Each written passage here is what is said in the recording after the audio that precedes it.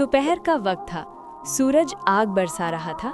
गांव की गलियां सुनसान थी, जैसे खुशियां इस बस्ती से रूठ गई हों। गर्म हवा मिट्टी को उड़ा रही थी। फिजा में घुटन थी। आसमान पर रोशनी तो थी, मगर दिलों में अंधेरा था। इसी गांव के एक कच्चे से घर के अंदर एक माँ बेबसी से बैठी रो रही थी। आंखें सूजी हुई थीं। सामने चारपाई पर एक छोटी बच्ची लेटी थी। चेहरा जर्द, होंठ खुश्क, जिस्म तपता हुआ, आंखें नींद बंद। बच्ची ने कमजोर आवाज में कहा, अम्मी, मुझे बहुत ठंड लग रही है। माँ के दिल पर जैसे छुरी चल गई। माँ ने बेटी के माथे पर हाथ रखा। माथा जल रहा था। वो रोते हुए बोली, या अल्लाह, मेरी बच्ची को बचा ले। इसी लम्हे दरवाजा खुला। एक नौजवान अंदर आया। कपड़े मिट्टी से अटे हुए, चेहरे पर थकन और आंखों में बेचैनी। उसका नाम हारिस था। जैसे ही उसने बहन आयशा को देखा, कदम लड़खड़ा गए और थैली जमीन पर गिर गई। वो कांपती आवाज में बोला, आयशा, मेरी बहन। माँ ने रोते हुए कहा, बेटा, बुखार उतर नहीं रहा। हारिस बहन के पास बैठा, हाथ पकड़ा। हाथ ठंडा था, मगर जिस्म तप रहा था। आयशा ने कहा, भाई, मुझे नींद आ रही है। ये सुनकर हारिस का दिल कांप उठा। वो जान गया ये आम बुखार नहीं।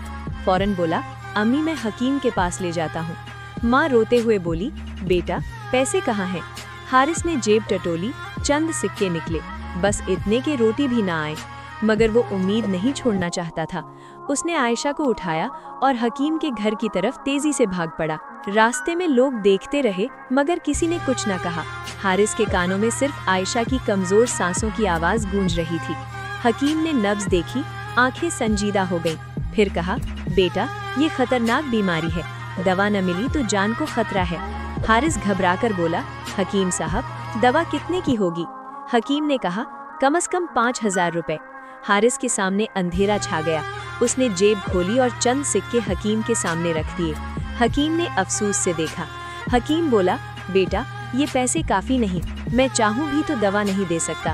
हारिस ने बेबसी से बहन को देखा।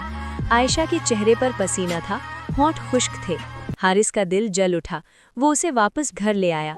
माँ ने आयशा को चारपाई पर लिटाया और हारिस के हाथ पकड़कर रो पड़ी, बेटा, कुछ कर लो, अल्लाह के वास्ते कुछ कर लो। हारिस के आंसू बहने लगे। वो माँ के कदमों के पास बैठ गया। दिल में जंग शुरू हो गई। वो अल्लाह को मानता था, मगर टूट चुका था। वो सोचने लगा, मैंने किसी का हक नहीं मारा, फिर ये आजमाइश क्यों? मगर माँ के आंसू और बहन की आवाज ने उसे जगा दिया। उसने फैसला किया कि वो शहर जाएगा। शहर में एक नेक ताजिर मशहूर था, जो जरूरतमंदों की मदद करता था। लेकिन शहर का रास्ता लंबा था। दरमियान में एक जंगल पड़ता था। लोग कहते थे वहाँ डाकू हैं और अजीब आवाजें आती हैं। हारिस ने माँ से कहा, अम्मी, मैं शहर जा रहा हूँ, दुआ करना।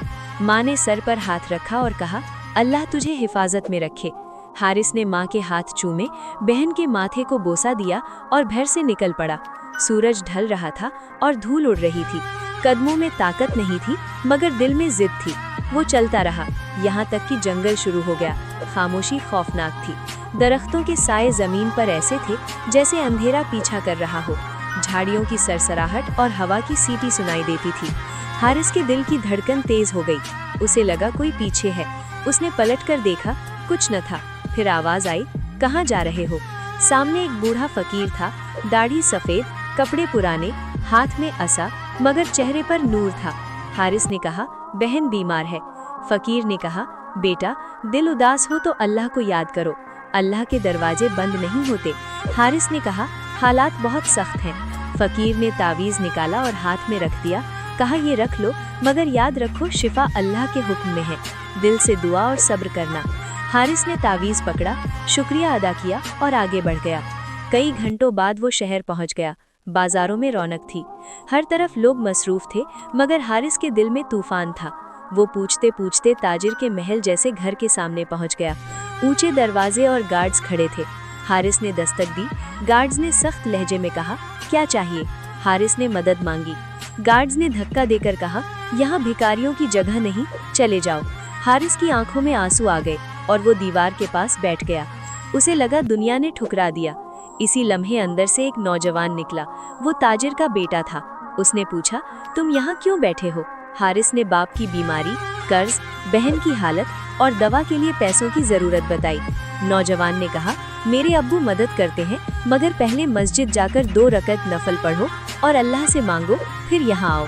हारिस फौरन मस्जिद की तरफ भागा। मस्जिद में सुकून था। इमाम साहब तस्बीह पढ़ रहे थे। हारिस ने वुजू किया और नफल शुरू किए। ये आम नमाज नहीं थी, ये टूटे दिल की फरियाद थी। सजदे में जाकर वो रो पड़ा और कहने लगा, या अल्लाह, तू ही मदद कर सकता है। वो गिड़गिड़ा कर बोला, मेरी बहन को बचा ले, अगर उसे कुछ हो गया तो मैं जिंदा नहीं रह सकूंगा। आंसू जमीन पर गिर रहे थे। नमाज खत्म हुई तो वो बैठ गया, कंधे हिल रहे थे। इमाम साहब करीब आए और कहा, बेटा, कुरान में है तंगी के साथ आसानी है। हारिस ने कहा, इमाम साहब, मेरे पास पैसे नहीं।